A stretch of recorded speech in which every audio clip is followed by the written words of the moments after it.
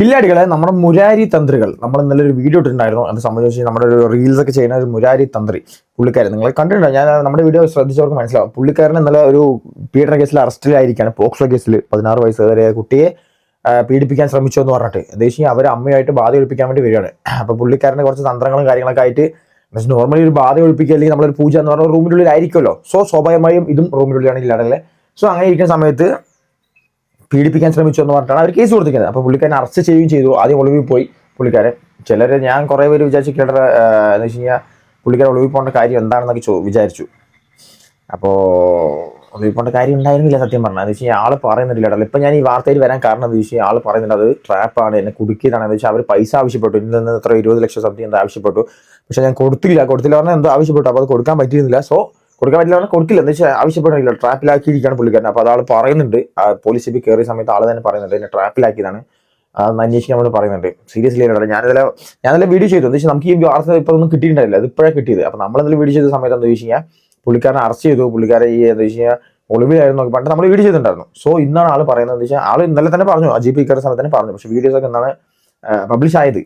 അപ്പോൾ ആ വീഡിയോ കിട്ടിയിട്ടുണ്ട്. പുള്ളിക്കാരൻ മറ്റേ ട്രാപ്പാണ്, ഒന്ന് അന്വേഷിക്കാൻ വേണ്ടി പറയുന്നുണ്ട്. പിന്നെ ഞാനും പറയുന്നത് എന്താ വെച്ചാൽ ഒരാളെ നമ്മൾ ഒറ്റടി കുറ്റപ്പെടുത്താൻ പറ്റില്ലല്ലോ. മറ്റേ ഭാഗം കൂടി കേൾക്കണം, മറുഭാഗം കൂടി കേട്ടിട്ട് നടക്കുള്ളൂ. അപ്പോൾ എന്താ വെച്ചാൽ ആളെ അറസ്റ്റ് ചെയ്തു. ഈ മുരാരി തന്ത്രികൾ നേരെ പോയി അറസ്റ്റ് ചെയ്യുന്നുണ്ട്. ഫ്ലാറ്റിൽ നിന്നൊക്കെ അവിടേക്ക് കൊണ്ടുവരും, വലിച്ചയച്ച് പറഞ്ഞാൽ എന്നെ 2-3 പോലീസ് സർക്കിളിൽ പിടിച്ച് കൊണ്ടുവരുന്നുണ്ട്.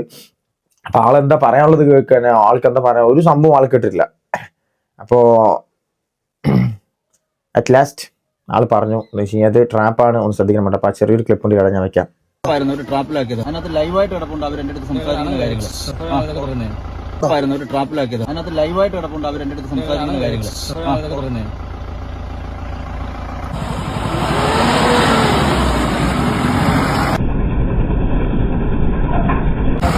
സംഭവം അത് അതിൽ ലൈവായി കിടക്കുന്ന ട്രാപ്പിലാക്കിയാന്ന് പറഞ്ഞിട്ട്. അപ്പോൾ സംഭവം എന്താ വീഡിയോസും ക്ലിപ്സും കാര്യങ്ങളെല്ലാം ഉണ്ട് ഇല്ലാതെ.